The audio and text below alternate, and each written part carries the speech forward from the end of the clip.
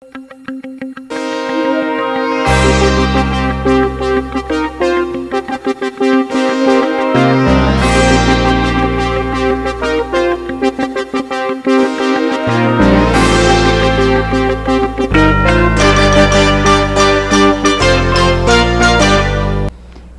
President Benigno Aquino launched a last-ditch appeal February 16 for China to show clemency to 3 Filipino drug couriers facing execution next week.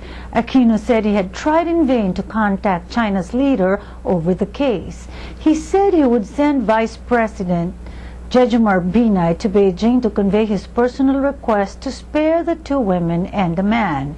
The 3, who would be the first Philippine nationals executed in China, were convicted separately of smuggling heroin into China in 2008, the Foreign Department said. PhilippineNews.com bears Philippine officials' efforts on behalf of the condemned Filipinos.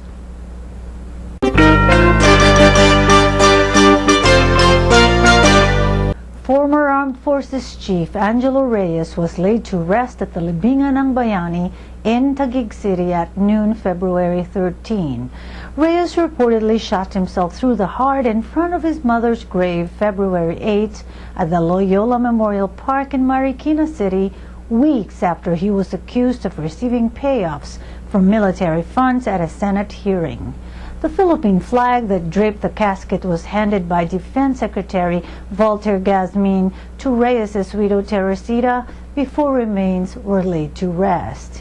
AFP Chief of Staff Ricardo David, former President Gloria Macapagal Arroyo, and cabinet officials paid last respects to Reyes in PhilippineNews.com.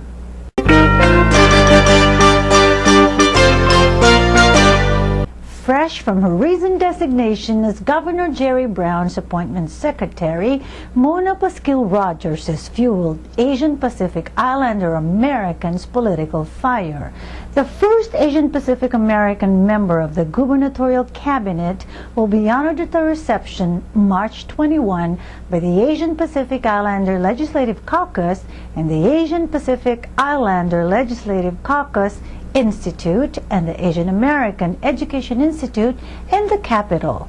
She will address the Contra Costa Filipino American Democratic Caucus at We Are One, a community event. Pasquil-Rogers' post does not require Senate confirmation, and it comes with a $147,900 compensation. And my report details Filipino Americans' excitement in the appointment in PhilippineNews.com.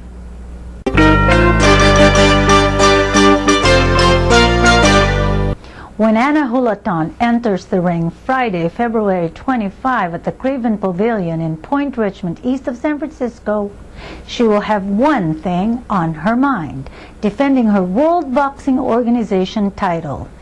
The 30-year-old San Francisco-born Daly City resident has sentimental reason for wanting this victory. The Bay Area was where Huleton, nicknamed the Hurricane, became the first woman in history to win a WBO World Championship in 2009. Boxing is her first passion, but it wasn't her first love.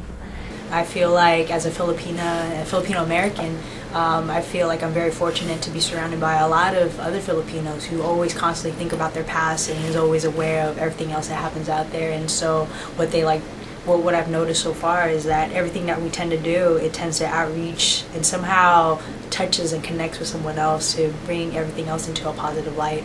And with this fight coming up, I want to go out there and make sure that I represent well and I show a really good fight for everyone out there, especially for the Filipino community who's backed me since the beginning. I definitely feel like I wouldn't be here right now if it wasn't for that. It's endearing for me because as a female in a male-dominated sport, there was a lot of opportunities that I didn't have. I wanted to go to the Olympics back in 2008 and didn't have that female division for boxers back then versus now they do. But even then, the Filipino community has done wonders and always just been there to support me and back me with this. So, I feel like everything is all happening and is mending beautifully. This fight is coming up in a couple of weeks. It's on February 25th at the Point Richmond at the Craneway Pavilion. You get your tickets at thehurricanereturns.com. It's a big fight because it's my first world title defense. I ended up winning my first world title out here in the Bay Area, so it's nice to not only win a title but also being able to defend it in front of everyone out here. So I'm very excited for that. Huleton talks about her personal life and how her childhood led to her sport in my report in philippinenews.com.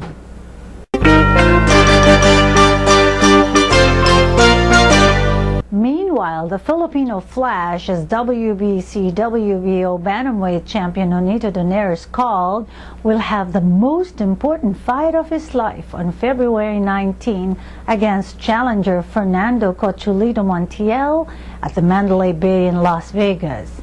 A convincing win over the dangerous Montiel could propel Donaire to boxing superstardom. The San Francisco Bay Area native is going into the fight with a record of 25 wins, 17 by knockout, and 1 loss. Correspondent Truth Esguerra has been shadowing Donaire and has the scoop in philippinenews.com.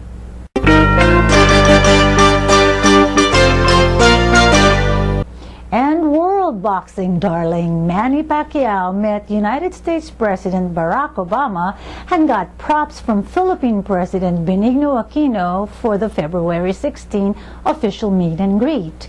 The boxer is also elected representative of Sarangani Province. Pacquiao said the White House welcome highlighted the Filipino talent and worth. And true enough, after the Oval Office chat, Pacquiao toured the rest of the presidential offices with his wife Jinky. They met several White House staff and posed for pictures with Filipino-American employees who said they were impressed with the 8-belt title holder's humility. All of it in philippinenews.com. philippinenews.com. Top of the News is also on YouTube /PhilippineNews1.